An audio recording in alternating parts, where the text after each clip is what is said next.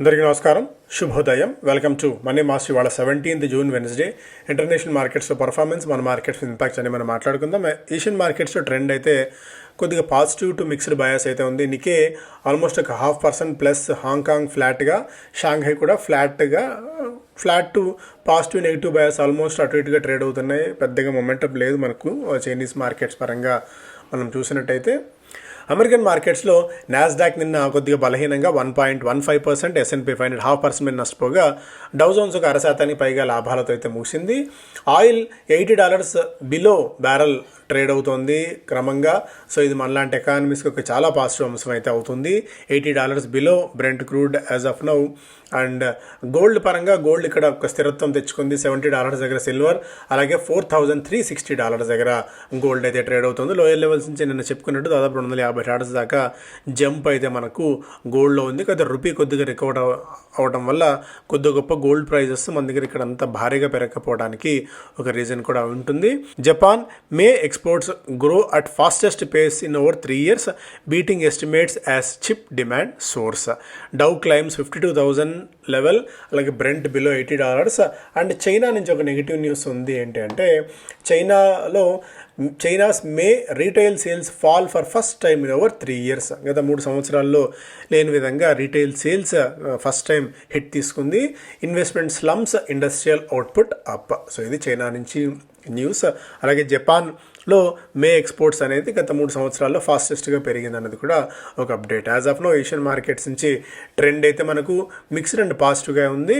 Trump signals he could send details of Iran deal to Congress. And $65,000 దగ్గర కొద్దిగా బలహీనత ఉంది. విపరీతంగా పెరిగిన తర్వాత $60,000 నుంచి అనూహ్యంగా యూటర్న్ తీసుకున్న తర్వాత కొద్దిగా వాటిలో ప్రాఫిట్ బుకింగ్ సినారియో. స్టాక్స్ పరంగా మనం చూస్తే కొద్దిగా గ్యాప్ అప్ ఓపెనింగ్ కోసం మన మార్కెట్ సిద్ధమవుతున్నాయి. ఒక పాజిటివ్ బయాస్ అయితే ఉంది.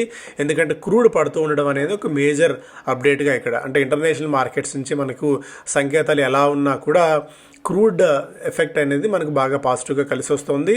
నిన్న కూడా మన మార్కెట్స్ ఆ స్థాయిలో జంప్ తీసుకున్నాయి. కొద్దిగా మేబీ ఇక్కడి నుంచి ఒక సెటిల్ డౌన్ అయ్యే అవకాశం ఉంది. నిన్న ఆర్పీ గారి వీడియోలో కూడా మీరు చూసే ఉంటారు. లెవెల్స్ పాయింట్ ఆఫ్ వ్యూలో ఒక మేక్ ఆర్ బ్రేక్ సిచ్యుయేషన్లో ఉన్నాం మనం. సో అప్సైడ్ పొటెన్షియల్, అప్సైడ్ తీసుకోవాలంటే మార్కెట్స్ లెవెల్స్ టెస్ట్ చేయాల్సిన అవసరం ఉందని చెప్పి కీ లెవెల్స్ని కూడా ఆర్పీ గారు తన వీడియోలో అయితే చెప్పారు. ఒకసారి మీరు కూడా ఫాలో అవుతూ ఉండండి ఆర్పీ గారి వీడియోస్ని. టెక్నికల్స్ ఫాలో అవుతున్న వాళ్ళు ఒక్కరే కాకుండా మీరు కూడా ఆ వివరాలు తెలుసుకోవచ్చు. అండ్ ఆర్పీ గారి వీడియోస్ కీ లెవెల్స్ని బేస్ చేసుకొని ట్రేడ్ చేస్తున్న వాళ్ళు చాలామంది ఉన్నారు. మంచి సక్సెస్ రేట్ కూడా ఉంది. ఎందుకంటే కీ లెవెల్ పైన ఉంటే బై, అలా కీ లెవెల్ కింద ఉంటే సెల్ అన్న అంశాలని అండ్ డిమాండ్ అండ్ సప్లై ఆధారంగా స్టాక్స్ని గైడ్ చేస్తూ ఉంటారు. సో వాటిని మీరు ఒకసారి వీడియో ఒకసారి చూస్తే మీకు ఐడియా కూడా వస్తుంది. అండ్ అలాగే Prime Focus market regulator SEBI has disposed of adjudication proceedings against Prime Focus and its director after concluding that company had followed the correct accounting treatment. So ఇది ప్రైమ్ ఫోకస్కి ఒక ఊరటనిచ్చే అంశం. Accounting ఇష్యూస్లో ఒకప్పుడు ఇబ్బంది ఎదుర్కొన్న prime focus అడ్judications ఎదుర్కొంది, ప్రొసీడింగ్స్ని. తర్వాత market regulator SEBI so ఇదంతా ఏం లేదు, రెగ్యులేటరీస్ ఏం లేవు అని చెప్పి ఒక క్లీన్ చిట్ ఇచ్చినట్టే ఉంది. General Insurance Corporation witness strong investor demand అనే ఫస్ట్ డే ఆఫర్ ఫర్ సేల్కి 3.72 రెట్ల సబ్స్క్రిప్షన్ అయితే వచ్చింది. The subscription window for non retail investors open on Tuesday. So while retail ఇన్వెస్టర్స్కి ఇవాళ నుంచి ఓపెన్ కాబోతోంది. మేబీ అంతా ఈ ఎగబడి ఆఫర్ ఫర్ సేల్కి మనం పెట్టాల్సిన అవసరం లేదేమో అన్న థాట్ ప్రాసెస్ కూడా చాలామంది అనలిస్ట్ కమ్యూనిటీ అయితే ఇస్తున్నారు. జేఏసీ విషయంలో Wipro announced the launch of its applied AI centre of excellence for Claude models powered by Anthropic. అలాగే గ్రో, ఏంజిల్ వన్, జెరోదా లాంటి సంస్థలన్నీ కూడా గిఫ్ట్ సిటీలో, గుజరాత్ గిఫ్ట్ సిటీలో ఈ ఫైనాన్షియల్ ఇంటర్మీడియరీస్ లైసెన్స్ని తెచ్చుకున్నాయి. దీంతో వీళ్ళు ఫారిన్ షేర్స్ని, అలాగే ఇంటర్నేషనల్ షేర్స్ని విక్రయించుకునేందుకు ఒక మార్గం దొరుకుతుంది కంపెనీస్కి అన్నిటికీ కూడా. Zydus Life Sciences said it has completed the $166.4 million acquisition of US based pharma. అసెరిటో హోల్డింగ్స్లో వాటాలను జైడస్ లైఫ్ అయితే తీసుకుంది. నైకా ఓపెన్ ఏఐతో ఒప్పందం కుదుర్చుకున్నారు. ఆర్టిఫిషియల్ ఇంటెలిజెన్స్ డ్రివెన్ షాపింగ్ ఎక్స్పీరియన్స్ని క్లయింట్స్కి అందించడానికి ఈ సంస్థ ఒప్పందం కుదుర్చుకుంది నైకా. అలాగే వీటితో పాటు Bharat forge Kalyani strategic systems, వీళ్ళ డిఫెన్స్ ఆర్మ్ ఇది భారత్ ఫోర్జ్కి చెందింది. సింహ 4x4 వెహికల్స్ని కంపెనీకి అన్వీల్ చేశారు.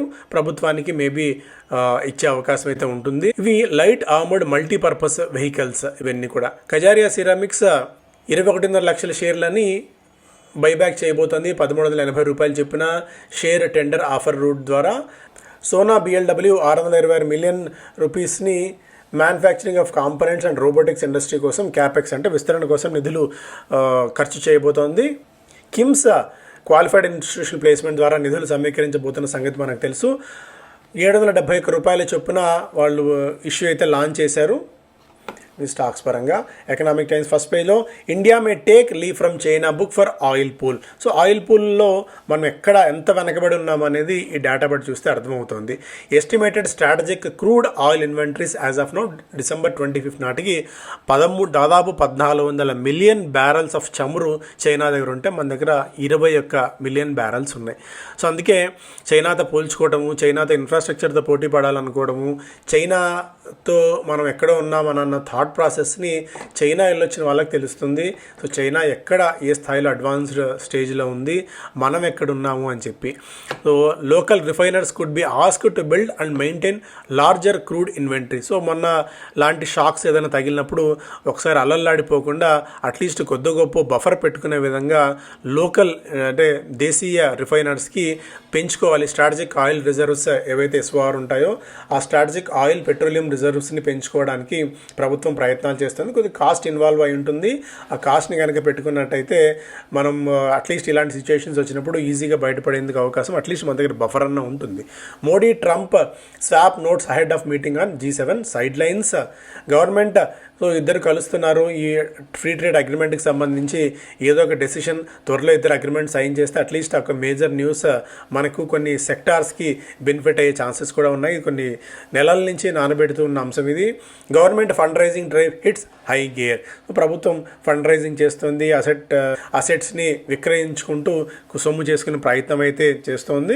డిస్ఇన్వెస్ట్మెంట్స్లో భాగంగా రూపీ వరుసగా 3వ రోజు కూడా పెరిగింది. మరొక 15 పైసలు పెరిగి 96 రూపాయల 56 పైసలకి వెన్ కంపేర్డ్ విత్ డాలర్ చేరుకోవడం చూస్తున్నాం. 97, 98 అనుకున్నది కాస్త అట్లీస్ట్ అక్కడ యుద్ధం ఆగిపోవడం వల్ల అండ్ దానికి తోడు క్రూడ్ గణనీయంగా తగ్గడం వల్ల మనకి రూపీ రికవరీ అయితే వచ్చింది. Aluminium under fire as war ends. ఇంతకుముందు కూడా నిన్న కూడా మనం మాట్లాడుకున్నట్టు వార్ రిలేటెడ్ స్టాక్స్ ఏవైతే ఉంటాయో, వార్ ఆధారంగా పెరిగిన స్టాక్స్ ఏవైతే ఉంటాయో వాటిలో ప్రాఫిట్ బుకింగ్ అయితే ఉంటుంది. అల్యూమినియం కూడా అందుకు మినహాయింపు ఏమీ కాదు. ధరలు సప్లై ఈజ్ అయిన కారణంగా ధరలు తగ్గుతున్నాయి. దీంతో వేదాంత, నాల్కో, హిందాల్కో లాంటి స్టాక్స్లో కొద్దిగా ప్రాఫిట్ బుకింగ్ సినారీ అయితే కనిపిస్తోంది.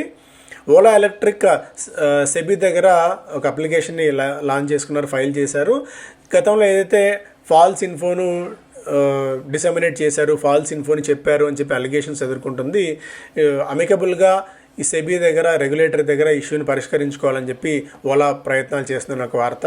అలాగే ఫారిన్ ఇండివిజువల్స్ ఏవైతే ఈ బాండ్స్ రూపంలో నిధులు సమీకరించాలని చెప్పి ప్రభుత్వం అనుకుందో వీటికి సంబంధించి కొద్దిగా ఇఫ్స్ అండ్ బట్స్ అయితే ఉన్నాయి ప్రస్తుతానికి. మేబీ ఆ ఇష్యూస్ అన్ని సార్ట్అవుట్ అవుతే కొద్ది గొప్ప నిధులు మరింతగా వస్తే రూపీ కూడా బలపడేందుకు ఒక దోహం మనకు మార్గం కూడా దొరుకుతుంది. ఇక్కడ ఎల్నినో ఎఫెక్ట్ కారణంగా రాష్ట్రాలతో ప్రత్యేకంగా ఫైనాన్షియల్ మినిస్ట్రీ భేటీ అవుతుంది. ప్రస్తుతానికైతే అనుకున్న స్థాయిలో వర్షపాతం లేకపోవడం వల్ల ఈ అన్ని ఎఫెక్ట్స్ రాబోయే రోజుల్లో అవుతాయి. ఇన్ఫ్లేషన్ కూడా పెరగవచ్చు అన్న భయం అయితే ప్రభుత్వానికి కూడా ఉంది. కోఫోర్జ్ $5 బిలియన్ రెవెన్యూని ఆశిస్తుంది. 2030 నాటికి ఏఐ లెడ్ గ్రోత్ ఉంటుందనేది కోఫోర్జ్ అంచనాగా ఉంది. Business Standard agreement sounds El Nino alarm, MFIs step up vigil. ఇవన్నీ ఆల్రెడీ మాట్లాడుకున్న అంశాలే. సో మేజర్గా విపరీతమైన న్యూస్ ఫ్లో ఏమీ లేదు పెద్దగా మనకి ఇంటర్నేషనల్ మార్కెట్స్ నుంచి కూడా. Rate gain all time hit చేసింది. క్వార్టర్ డేట్ ప్రకారంగా దాదాపు 92% మేర స్టాక్లో జంప్ అయితే చూసాం. సొనాటా 20% మేర పెరిగింది. FACT fertilisers, chemicals and Travancore ఇది కూడా 10% మేర పెరిగింది. రెగ్యులర్ వాల్యూమ్స్తో పోలిస్తే 31 రెట్ల అధిక వాల్యూమ్స్తో స్టాక్ జంప్. టెక్ మహీంద్రా వరుస నష్టాలకు బ్రేక్ పడింది, కొద్దిగా రికవర్ అయ్యే ప్రయత్నం అయితే చేసింది. హెచ్సిఎల్ టెక్కి limited gains from HCL tech's Sarvam stake. So సర్వంలో వాటా కొనుగోలు చేయడం అనేది ఇమీడియట్గా హెచ్సిఎల్ టెక్కి లాభాలు ఇచ్చే అంశం కాకపోయినా లాంగ్ రన్లో, మీడియం టర్మ్లో కొద్దిగా ఇది బెనిఫిట్ అయ్యే అవకాశం ఉంటుందన్నది కూడా ఓవరాల్గా సారాంశంగా ఉంది. But majority of the companies అన్ని కూడా హోల్డ్ టు బై రేటింగ్ అయితే ఇస్తున్నారు హెచ్సిఎల్ టెక్కి యాజ్ ఆఫ్ నో. ఇవాళ ఇవి డిస్కస్ చేసిన అంశాలు. సో ఇవి ప్రధానమైన వార్తలు. Thank you so much.